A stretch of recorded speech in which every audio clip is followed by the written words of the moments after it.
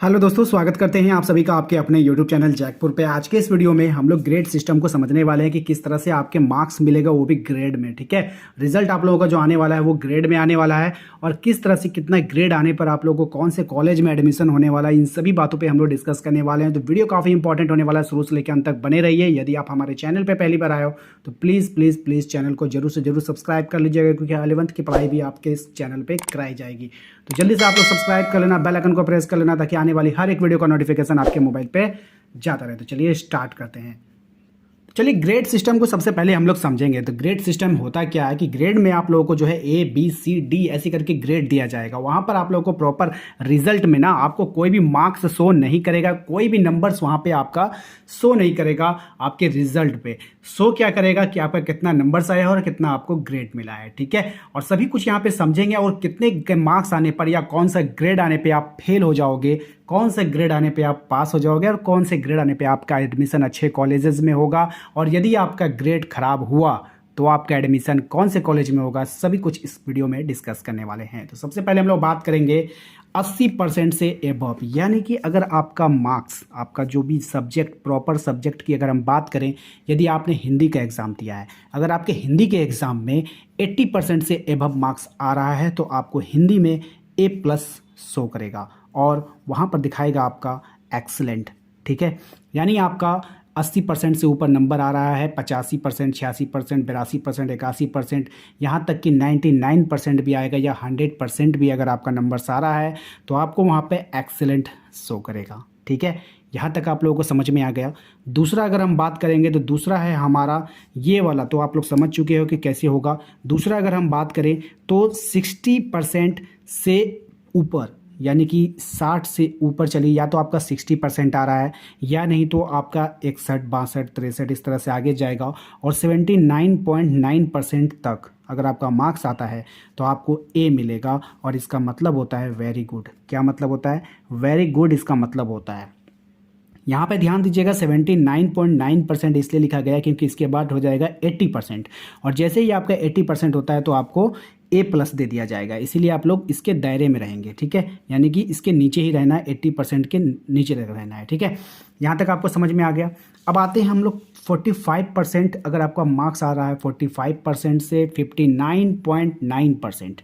59.9 हम इसलिए लिए हैं क्योंकि अगर आपका 60% हो जाता है तो फिर आपको ए दे दिया जाएगा, लेकिन अगर आपका 45% आ रहा है मार्क्स, या फिर 45 से ऊपर है और 59.9% के बीच में है, तो आपका जो ग्रेड मिलने वाला है वो आपको बी ग्रेड मिलेगा, और इसका मतलब होता है गुड, यानी कि अच्छा है, आप अब अच्छे पोजीशन पर हैं। ठीक है, इसके बाद बने रहिए वीडियो में, हम आपको बताएंगे कि कौन से ग्रेड में आपको कौन से कॉलेज पे एडमिशन मिलने वाला है, तो सभी कुछ डिस्कस करने वाले हैं। तो बने रहिए शुरू से लेकर अंत तक वीडियो में। ठीक है, अब आते हैं, देखते हैं हम लोग 33% से लेकर 44 यानी 0.9% अगर मार्क्स आपका आएगा, 33% अगर नंबर आता है, या फिर आप उससे ऊपर लाते हो, या नहीं तो अगर आप 44.9%, अगर आप 1% और आगे जाओगे तो 45% आपका हो जाएगा, और 45 होगा तो फिर आपको बी दे दिया जाएगा। इसलिए 44.9% अगर आपका मार्क्स यहाँ तक आता है 33 से लेकर इसके बीच में, तो आपको सी ग्रेड दिया जाएगा, और सी ग्रेड को एवरेज की कैटेगरी में रखा जाता है। और ये काफ़ी इंपॉर्टेंट है,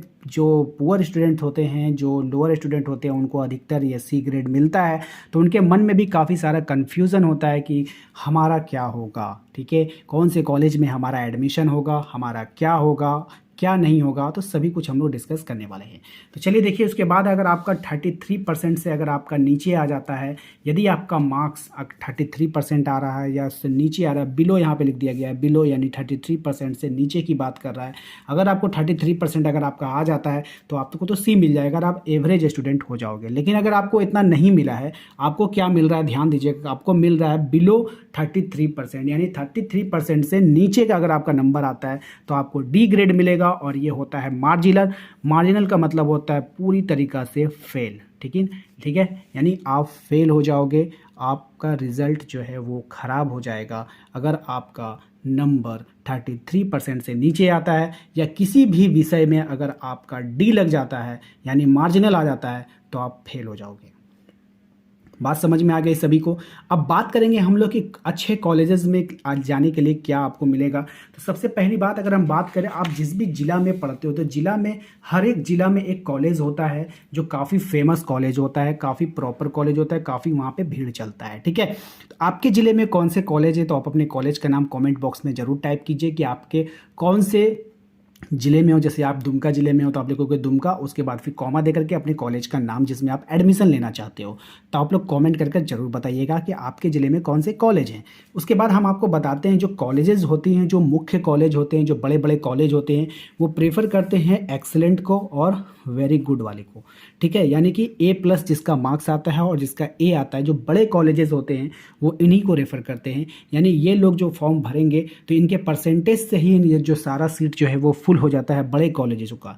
उसके बाद बड़े कॉलेजों के अलावा उसके बाद कुछ मुख्य छोटे कॉलेज वगैरह आते हैं, जिसमें आप लोगों का छोटे कॉलेजों में वो होता है जैसे कि इंटर स्तरीय कॉलेज भी होता है। वहाँ पे आप लोगों को जो सिर्फ इंटर तक ही मिलेगा आपको। ठीक है, उसके बाद BA के लिए आपको दूसरे कॉलेज में एडमिशन लेना होगा। तो अगर आपका मार्क्स, अगर आप लोग B ग्रेड में हैं, अगर आप लोग को B ग्रेड मिला है, ठीक है, सेकंड पोजीशन पर हैं, अगर आपको B ग्रेड मिला है तो आप लोग B और C वाले जो हैं वो इंटर कॉलेज में एडमिशन के लिए फॉर्म फिलअप कर सकते हो। अभी होगा क्या कि आप लोगों का ना जैसे ही रिज़ल्ट आएगा, ध्यान दीजिएगा, जैसे ही आप लोगों का रिज़ल्ट आएगा तो फिर होगा क्या कि एक साथ सभी कॉलेजों में जो है आपके एडमिशन का फॉर्म निकल जाएगा। तो आप लोगों को करना क्या है, सभी कॉलेजेस का फॉर्म भरना है। ऐसा नहीं है कि अगर आपका A ग्रेड आया है तो आप सोचोगे कि मेरा तो एडमिशन हो ही जाएगा, इसीलिए हम जो है एक ही कॉलेज में फॉर्म भरेंगे। तो ऐसी गलती आप लोगों को बिल्कुल भी नहीं करना है। आप लोगों को जिसका A ग्रेड आया है, और A+ आया है, वो A+ वाले का तो गारंटी है कि आप लोगों का बड़े कॉलेज में एडमिशन हो जाएगा। आप लोग एक ही जगह फॉर्म भरोगे फिर भी आप लोगों का होगा। ठीक है, लेकिन जिसका A है ना, जिसका भी A ग्रेड आया है, वो कभी भी एक कॉलेज में फॉर्म अप्लाई मत कीजिएगा। आप लोगों को जितने भी कॉलेजेस से फॉर्म मिलेगा आप लोग वहाँ पे अप्लाई कर देना, बट हाँ कॉलेज अच्छा होना चाहिए। ठीक है, अगर आपको नहीं मिलता है तो आप अपने ज़िला को चेंज कर सकते हो, आप दूसरे ज़िला में जाकर के भी एडमिशन ले सकते हो। ठीक है, अगर हम BC वाले की बात करें तो BC वाले तो वैसे भी आप लोग समझ लेना कि आप लोगों को बड़े कॉलेजों में तो एडमिशन मिलने से रहा। ठीक है, आप लोगों को जल्दी वहाँ पे एडमिशन मिलेगा नहीं। तो आप लोग को जो मुख्य कॉलेज होता है, एक शहर का, एक सिटी का सबसे बड़ा कॉलेज जो होता है, उसको छोड़कर जितने भी कॉलेजेस होंगे आप सब में फॉर्म फिलअप करना। ठीक है, सब में भरना। ठीक है, किसी एक कॉलेज पर आप लोग भी डिपेंड मत रहना, क्योंकि हो सकता है कि वहाँ पर सीट फुल हो जाए तो फिर आप लोग को वहाँ पे नहीं मिलेगा। अब रहा सवाल जो फेल हो जाएंगे वो क्या करेंगे। ठीक है, तो जो फेल हो जाएंगे तो उनके पास 2 ऑप्शन है, या तो वो नेक्स्ट ईयर जो है आप लोग फिर से एग्ज़ाम देना, या नहीं तो आप लोगों का जो कंपार्टमेंटल एग्ज़ाम होता है आप लोग उसको भी दे सकते हो। ठीक है, उसको भी देने का ऑप्शन मिलेगा। तो आप लोग बिल्कुल भी हताश मत होना अगर आपका नंबर कम आ जाता है या आपको D ग्रेड मिल जाता है, तो आप बिल्कुल उदास मत होना। आपको भी गवर्नमेंट चांस देती है कि आप आगे बढ़ो। ठीक है, तो आपके लिए जिस विषय में फेल हुए हो उस विषय का भी आप एग्ज़ाम दे सकते हो। बात समझ में आ रही, प्रॉपर विषय का।